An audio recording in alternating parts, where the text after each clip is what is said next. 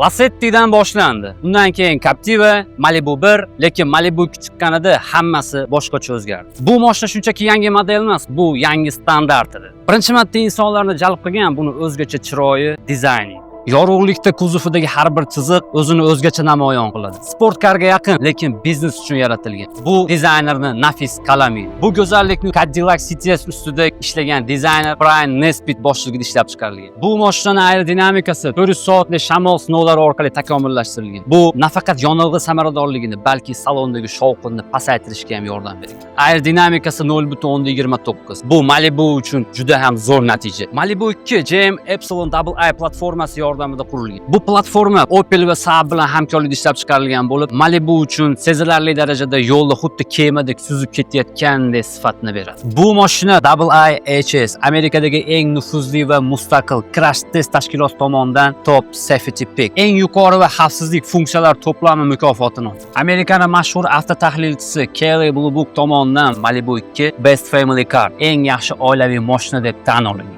Ayniqsa Premier seriyasi bevosita to'liq paket, tashqi ko'rinishi betakror, ichi juda jiddiy. Malibu 2 bu shunchaki oilaviy sedan emas, bu yo'ldagi kostyumli jangchi. Namoyishkor emas, lekin o'ziga tortadi. Saloniga o'tirsangiz, o'zingizni boshliqlardek his qilasiz. Ayollar bu mashinada o'zini xavfsiz his qiladi. Erkaklar o'zini e'tibor markazida deb biladi. BMW kuchli ovozi bilan siz e'tiboringizni tortsa, bu mashinaga o'tirsangiz o'zingizga bo'lgan ishonchingiz ortadi. Bu shunchaki sotib olinadigan mashina emas, bu ehtiros bilan tanlanadigan mashina. Ma'lumotlar foydali bo'lgan bo'lsa, kommentariya yozib keting. Video yoqqan bo'lsa like bosib qo'ying. Tachkani yomon bo'lmaydi akalarim. Sog' bo'linglar.